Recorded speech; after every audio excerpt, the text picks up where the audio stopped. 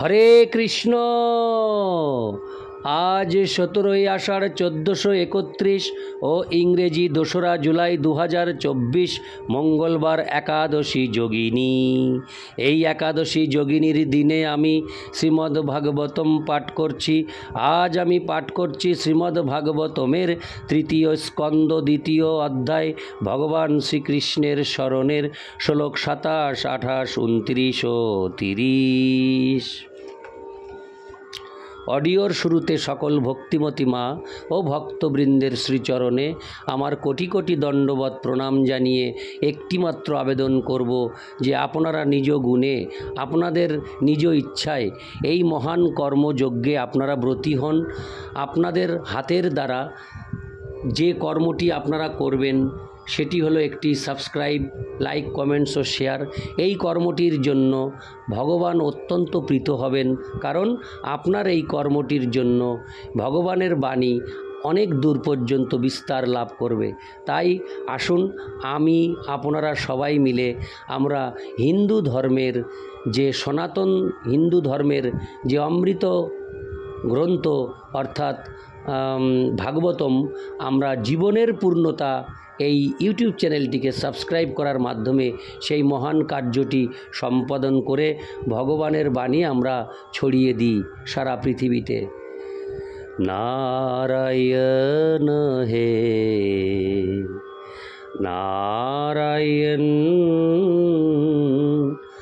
ভবভয়হরণম নারায়ণ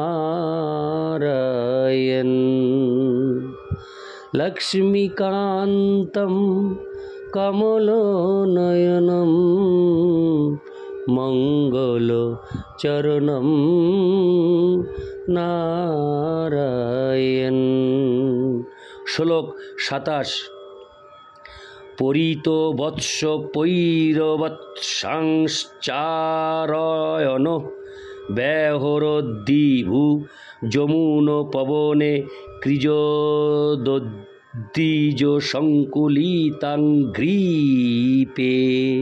অনুবাদ: সর্বশক্তিমান ভগবান তার শৈশবে গোপবালক এবং গোবৎসে পরিণত হরে কৃষ্ণ গোপবালক এবং গোবৎসে পরিবৃত হয়ে পক্ষীকুলের কাকলি কুজনে মুখরিত ঘন বৃক্ষ সংকুল যমুনা তটের উপবনে বিচরণ করতেন। তাৎপর্য: নন্দ মহারাজ ছিলেন রাজা কংসের ভৌমাধিকারী, কিন্তু যেহেতু জাতিতে তিনি ছিলেন বৈশ্য, তাই তিনি হাজার হাজার গরু পালন করতেন। বৈশ্যদের কর্তব্য হচ্ছে গাভীদের রক্ষণ এবং পালন করা, ঠিক যেমন ক্ষত্রিয়দের কর্তব্য হচ্ছে মানুষদের রক্ষা করা। যেহেতু ভগবান শিশুরূপে লীলাবিলাস করছিলেন, তাই তার অন্যান্য সমবয়সী গোপসখাদের সঙ্গে বাছুরদের তত্ত্বাবধান করার কার্যে তাকে নিযুক্ত করা হয়েছিল।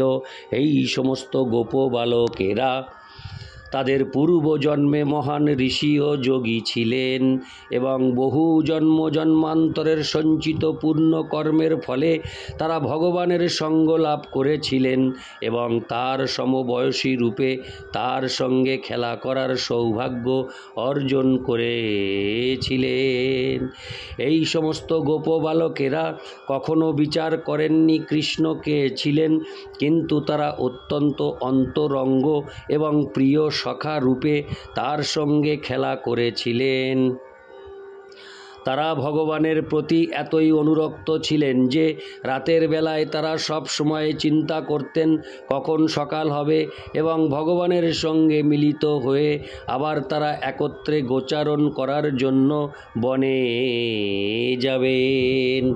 যমুনা নদীর তীরবর্তী বনগুলি ছিল আম, জাম, কাঁঠাল, আপেল, পেয়ারা, কমলা, আঙুর, তাল আদি ফল এবং নানা প্রকার সুগন্ধি ফুলের উদ্যানে পূর্ণ। আর যমুনা নদীর তীরে অবস্থিত হওয়ার ফলে স্বাভাবিকভাবে সেই সমস্ত বৃক্ষের শাখায় চক্রবাক, সারস, ময়ূর ইত্যাদি পক্ষী শোভা পেত। এই সমস্ত বৃক্ষ ও পশু পক্ষী ছিল ধর্মাত্মা প্রাণী। ভগবান এবং তার নিত্য পার্শ্বদ গোপবালকদের আনন্দ বিধানের জন্য বৃন্দাবন ধামে তাদের জন্ম হয়েছিল। শিশুরূপে তার সাথীদের সঙ্গে খেলা করার সময় ভগবান অঘাসুর, বকাসুর, প্রলম্বাসুর, গর্দভাসুর আদি বহু অসুরদের সংহার করেছিলেন। যদিও তিনি একটি শিশুরূপে বৃন্দাবনে আবির্ভূত হয়েছিলেন। প্রকৃতপক্ষে তিনি ছিলেন আচ্ছাদিত অগ্নিশিখার মতো। অগ্নির একটি ক্ষুদ্র স্ফুলিঙ্গ যেমন বিপুল পরিমাণ দাহ্য পদার্থকে প্রজ্বলিত করে, ঠিক তেমনি ভগবান এই সমস্ত মহা অসুরদের তার শৈশব থেকেই নন্দ মহারাজের গৃহে অবস্থানকালে সংহার করতে শুরু করেছিলেন। ভগবানের শৈশবের ক্রীড়াভূমি বৃন্দাবন আজও রয়েছে এবং পরমেশ্বর ভগবান আমাদের অপূর্ণ দৃষ্টিশক্তির গোচরীভূত না হলেও সেই সমস্ত স্থানে গেলে যে কোনো মানুষই সেই অপ্রাকৃত আনন্দ আস্বাদন করতে পারেন। শ্রী চৈতন্য মহাপ্রভু নির্দেশ দিয়ে গেছেন যে ভগবানের ধামও ভগবান থেকে অভিন্ন এবং তাই তা ভগবানের ভক্তদের কাছে ভগবানেরই মতো আরাধ্য। গৌড়ীয় বৈষ্ণব নামক শ্রী চৈতন্য মহাপ্রভুর অনুগামীরা তার সেই নির্দেশ বিশেষভাবে অনুসরণ করেন। আর যেহেতু ভগবানের ধাম ভগবান থেকে অভিন্ন, তাই উদ্ভব, বিদুর প্রমুখ ভগবদ ভক্তেরা পরমেশ্বর ভগবানের সঙ্গে সরাসরিভাবে সংযোগ স্থাপনের জন্য তা তিনি দৃশ্য হন বা অদৃশ্য হন সেই সমস্ত স্থানে ভ্রমণ করেছিলেন। ভগবানের সহস্র সহস্র ভক্ত এখনও বৃন্দাবনের সেই সমস্ত পবিত্র স্থানে বিচরণ করেন এবং তারা সকলেই তাদের প্রকৃত আলয় ভগবদ্ধামে ফিরে যাওয়ার জন্য নিজেদের প্রস্তুত করছেন। ইতি শ্লোক 27। শ্লোক 28। কৌমারিং দর্শয়ং চেষ্টাং প্রেক্ষণীয়াং ব্রজৌকশাম রুদন্নিব হসন্মুগ্ধ বালসিংহাবলোকন। অনুবাদ: ভগবান যখন তার বাল্যলীলা প্রদর্শন করেছিলেন তখন তা কেবল ব্রজবাসীদের কাছেই প্রকট হয়েছিল। কখনো তিনি ঠিক একটি শিশুর মতো রোদন করেছিলেন এবং কখনো হাস্য করেছিলেন এবং তখন তাকে একটি মুগ্ধ সিংহ শিশুর মতো দেখাতো। তাৎপর্য: কেউ যদি ভগবানের বাল্যলীলা আস্বাদন করতে চান তাহলে তাকে নন্দ, উপনন্দ বা অন্য কোনো পিতৃতুল্য ব্রজবাসীর পদাঙ্ক অনুসরণ করতে হবে। শিশুরা কখনো কখনো কোনো কিছু পাওয়ার জন্য এমনভাবে ক্রন্দন করে যার ফলে সমস্ত প্রতিবেশীদের শান্তি ভঙ্গ হয়, আর তারপর তার সেই ঈপ্সিত বস্তুটি পাওয়ার পরে সে হাসতে থাকে। এই প্রকার ক্রন্দন ও হাস্য পিতামাতা ও পরিবারের বয়স্ক গুরুজনদের কাছে অত্যন্ত আনন্দদায়ক। তাই ভগবানও একই সময়ে ক্রন্দন করতেন ও হাস্য করতেন এবং তার ভক্ত পিতামাতাকে দিব্য আনন্দে মগ্ন রাখতেন।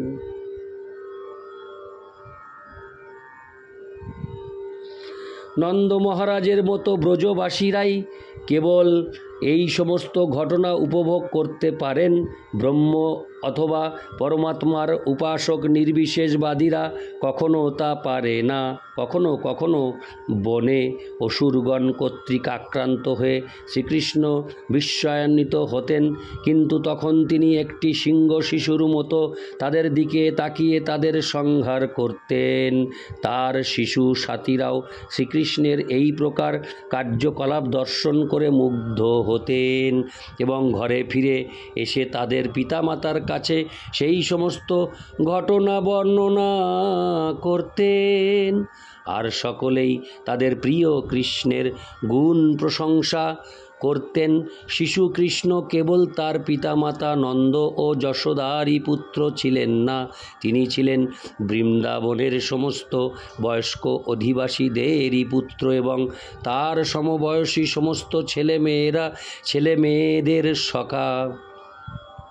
সকলেই কৃষ্ণকে ভালোবাসত। তিনি ছিলেন সকলের, এমনকি গাভী ও গোবৎসাদি পশুদেরও জীবন সর্বস্ব। ইতি শ্লোক 28। শ্লোক 29। স এব গোধনং লক্ষা নিকেতং শীতগো বৃষম চারণ্যনুগান গোপানরণোদ্যেনুরীরমত। অনুবাদ: পরম সুন্দর গাভী ও বৃষদের চারণ করতে করতে সমস্ত ঐশ্বর্য ও সৌভাগ্যের আলয় ভগবান তার বংশী বাজাতেন। এইভাবে তিনি তার বিশ্বস্ত অনুচর গোপবালকদের উল্লসিত করতেন। তাৎপর্য: ভগবান শ্রীকৃষ্ণের যখন 6-7 বছর বয়স হয়েছিল, তখন তাকে গোচারণ ভূমিতে গাভী ও বৃষদের তত্ত্বাবধান করার ভার দেওয়া হয়েছিল।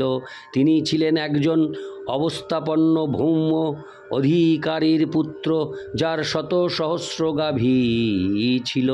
বৈদিক সমাজে সঞ্চিত শস্য এবং গাভীর সংখ্যার ভিত্তিতে বিচার করা হতো কে কত ধনী।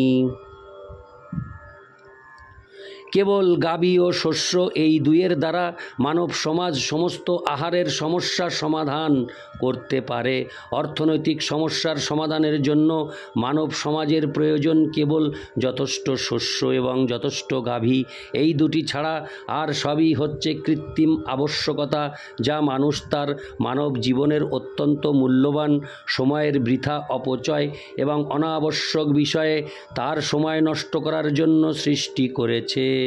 মানব সমাজের আদর্শ শিক্ষক রূপে শ্রীকৃষ্ণ স্বয়ং তার আচরণের মাধ্যমে প্রদর্শন করেছেন কিভাবে বৈশ্যদের কর্তব্য হচ্ছে গাভী ও বৃষ পালন করা এবং এই সব মূল্যবান পশুদের রক্ষা করা। স্মৃতিশাস্ত্র অনুসারে গাভী হচ্ছে মানুষের মাতা এবং বৃষ হচ্ছে পিতা। গাভী মাতা, কেননা ঠিক যেমন শিশু তার মায়ের স্তন পান করে, সমগ্র মানব সমাজও গাভীর দুগ্ধে পালিত হয়, তেমনি বৃষ হচ্ছে মানব সমাজের পিতা। কেননা পিতা যেমন সন্তানের জন্য অর্থ সংগ্রহ করেন, ঠিক তেমনি বৃষ জমি চাষ করে খাদ্যশস্য উৎপাদন করে। মানব সমাজ মাতা ও পিতাকে হত্যা করে জীবনের চেতনার সমাপ্তি সম্পাদন করছে। এখানে উল্লেখ করা হয়েছে যে গাভী ও বৃষরা লাল, কালো, সবুজ, হলুদ, ধূসর ইত্যাদি নানা বর্ণের ছিল। তাদের বর্ণ এবং স্বাস্থ্যোজ্জ্বল হাস্যে চতুর্দিক উজ্জীবিত হয়েছিল। সর্বোপরি ভগবান তার প্রসিদ্ধ বংশী বাজাতেন। সেই বংশীর ধ্বনি তার সখাদের এমনই অপ্রাকৃত আনন্দ প্রদান করত যে তারা ব্রহ্মানন্দের আলোচনা পর্যন্ত ভুলে যেতেন, যার প্রশংসা নির্বিশেষবাদীরা পর্যন্ত বিশেষভাবে করে থাকে। এই সমস্ত গোপবালকেরা, যাদের সম্বন্ধে সুখদেব গোস্বামী পরে বর্ণনা করবেন, তারা তাদের পুঞ্জীভূত পুণ্যের প্রভাবে ভগবানের সঙ্গে আনন্দ আস্বাদন করছিলেন এবং তার বংশীধ্বনি শ্রবণ করছিলেন। ব্রহ্মসংগীতায় 5:30 ভগবানের অপ্রাকৃত বংশীধ্বনির বর্ণনা করা হয়েছে। বেনুং কংনন্ত মর বিন্দ দলায় তাক্ষং বরহাবতং সমশিতাম্বুদ সুন্দরাঙ্গম কন্দর্প কোটি কমনীয় বিশেষ শোভং গোবিন্দমাদি পুরুষং তমহং ভজামি। ব্রহ্মাজি বললেন, আমি আদি পুরুষ গোবিন্দের ভজনা করি, যিনি তার অপ্রাকৃত বংশী বাদন করে।